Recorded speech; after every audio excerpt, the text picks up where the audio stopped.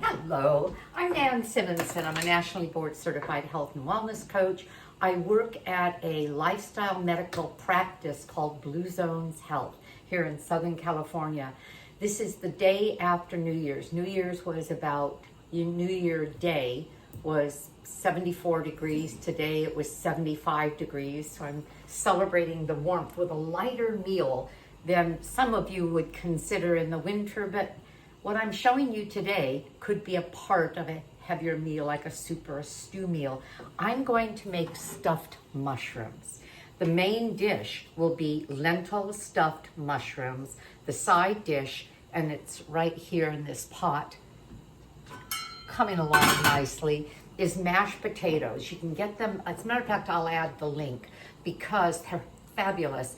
It's mainly, well, no, it's not. It's 2 pounds potatoes. I use waxy and 1.5 pounds of cauliflower with a little bit of cashew, and they're marvelous. People don't know the difference, and they're really, really tasty. So I'm going to have mashed potatoes, these stuffed mushrooms.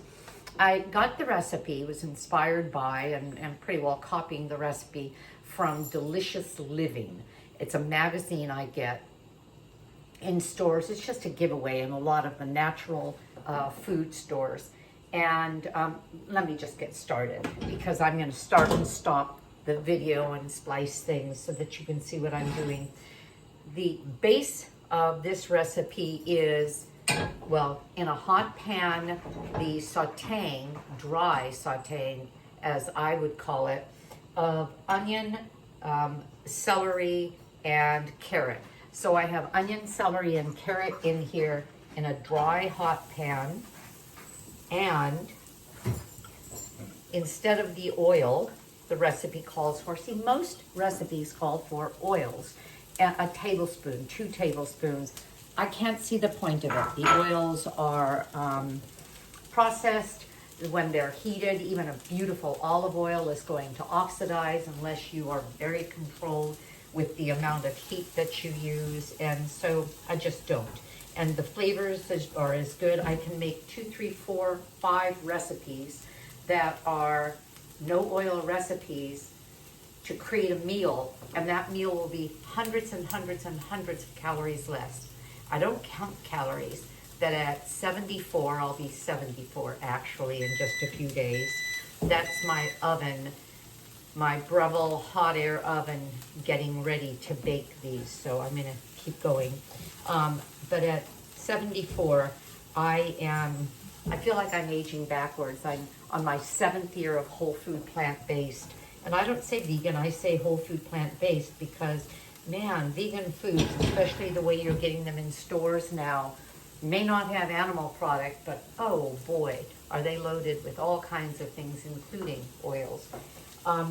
Okay, so instead of the oil, I'll use a little bit of broth if I need to, and quite often if I start with just onion, this is called a mirepoix, the onion, carrot, celery, sometimes garlic, which will be added a little bit later. If I begin with an onion alone, it is moist and will weep on its own, and I don't usually use a broth for quite a while, if at all. But in this case, the carrot is much drier, the celery is drier, so I'll add the broth, and I'm going to let this cook about 10 minutes to get these crisp vegetables, the aromatics, etc., to soften. And then I'm going to be adding the other ingredients that I'll show you. So let's get this started, and I'll be back to you in a minute. Okay, it is literally 2 minutes later, but I wanted to soften this and then put in some garlic. And what we don't want ever is to let, this is sort of browning a little and softening a little. What we don't want is to brown garlic. It will get bitter. Okay. And I'm now adding, now this is a little dangerous on my part. I'm making dinner. My husband will be home in just a little bit. And he's not crazy about fennel. But the recipe, and I want to follow it, but I'm kind of not following it exactly, calls for fennel seed and thyme and garlic.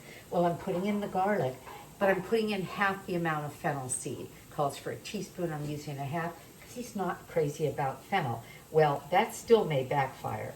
He may say, I don't like it. He doesn't like the licoricey taste. But the fennel combined, it's very Mediterranean. Fennel combined with lentils is a classic combination that can give us a marvelous sort of a meaty flavor.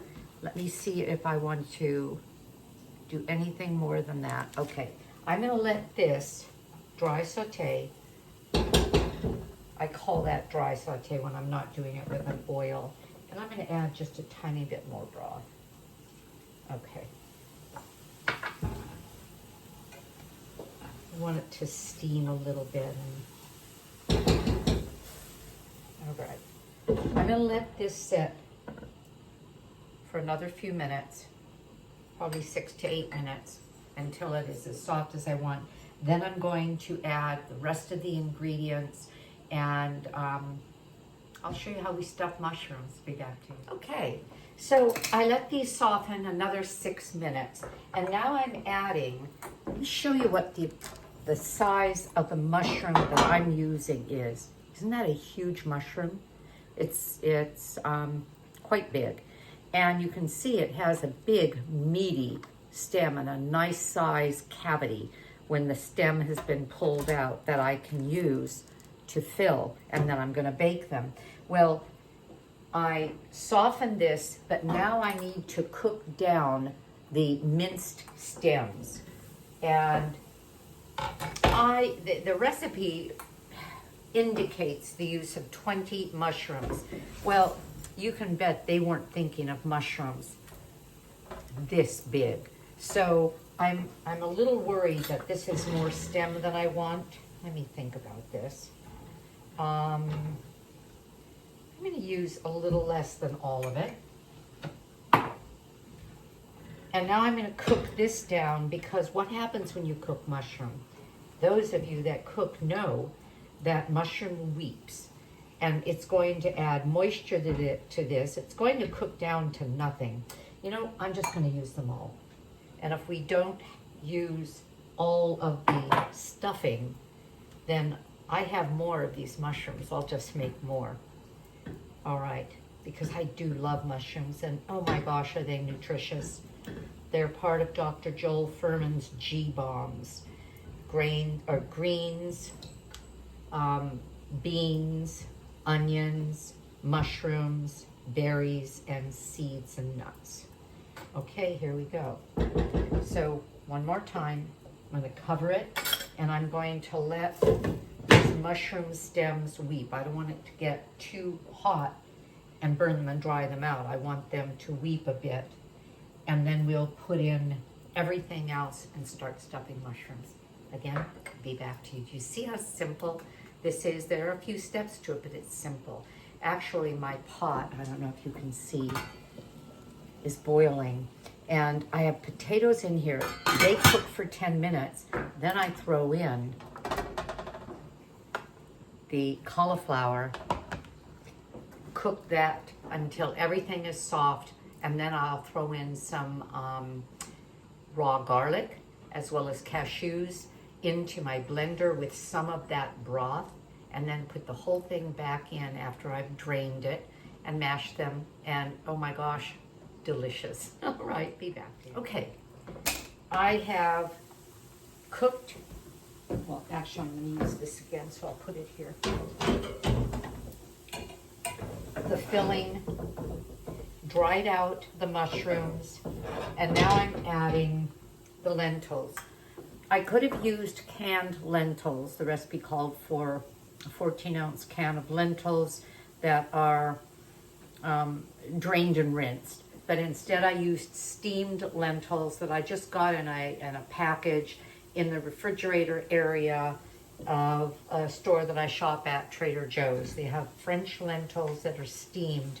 It's a package that's a pound, and that's about 3.5 cups, and so I used 1.5 cups for this. And again, this is probably way more than I'm going to use for these mushrooms, but I am absolutely okay with that. And actually, I have 2 or 3 more of these that I can fill. Okay. I'm heating these. I'm going to do this quickly, and then I'm going to fill them. The mushrooms will bake for 20 minutes according to the recipe. However, because these are huge, they may bake a little longer. And you know what they're going to do? They're going to weep. Mushrooms do that. No, they don't cry, but they weep out their juices. And as they do that, they shrink. And they get softer in their shape and their form. Okay, here we go. So I'm finished with that. I'm going to taste.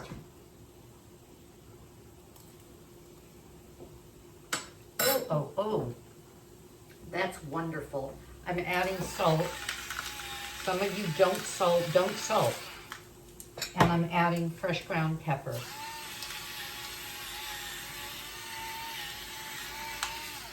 There are some good salt substitutes as well, like Benson's, put a little more broth, like Benson's Table Tasty. I also have breadcrumbs that I can add to this, and I'm not going to, because I think this is thick enough, it's dense enough, and I only have gluten-free bread, and the crumbs that come from that I've never been happy with. Now I'm going to experiment at the very end when I'm stuffing, if I have any of this left, and I'm sure I will. I'm going to add some of the crumbs, just toasting them, for the bread that I have, that I used, got it out of the freezer, to see what I thought. But I am so happy with this and the flavor that I just experienced that I don't want to become disappointed because I used a bread that I wasn't really crazy about. Okay, so I'm going to put this off here.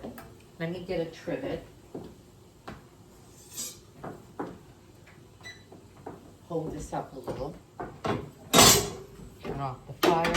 And I'll show you how I'm going to stuff them. One by one, simply grab it, fill it, and press down. And I want a dome on there. I want this to look opulent. That's it. I'll do another one. I'd bring it to you, but it will, I can see that it's kind of falling, bits are falling all over, and I'd rather they fall in the pot. But I'll do one more and then I'll show you. I could have, now in smaller mushrooms, I've been a sous chef for Chef AJ at Rancho La Puerta, and one of her favorite dishes that she makes at her classes, cooking classes, is stuffed mushrooms. And the mushrooms are usual size, I'll say. For the brown mushrooms, this is almost baby portobello, but even bigger. And we scrape the insides out. Let me show you what I mean. We scrape out brown, we scrape out the edges, and we create a larger cavity to be able to fill more. So I just did it with that one, and yes, I can get more in there. But I think I'm going to be fine here with what I have, because I can see that they're really taking quite a bit. Look. Don't you wish you were here with me? I wish you were. We would share this. Okay, so I'm going to stop now. I will include a photo of what they look like when I've finished stuffing them, and then I'll come back and show you what I have when we're about to serve them. All right. Hey, mushrooms are ready and we are about to eat. This is what they look like coming out of the oven. Do you see the toothpick up here? I added the breadcrumbs to that one. I didn't like the breadcrumbs. They're absolutely not necessary. So there you go. And We'll each have, oh, I think 5. My husband may have 6 or 7. And along with that, remember the potatoes. Let me show you. Beautiful mashed potatoes. Look at this. I wish you could smell them. Look at that. Oh, yum, yum, yum, yum, yum. So we'll have, oops. We'll have mashed potatoes. I'm going to taste one of these in front of you because I just think I should. Okay, here goes. Whoops.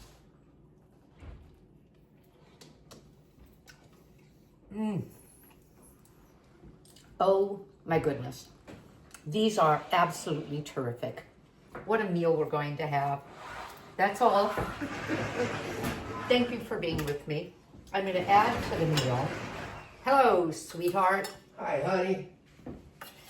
I'm going to add to the meal tomato, cucumber, red onion, and balsamic vinegar, salad, and look, colors of the rainbow, and a fabulous meal. Thank you for being with me. Have a great day. I know I'm going to consider subscribing.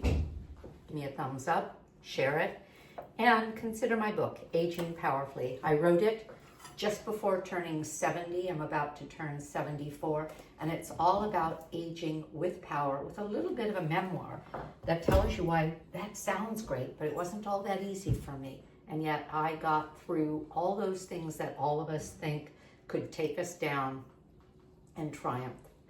It's mainly about lifestyle as medicine. Okay, I think that's that. Bye-bye.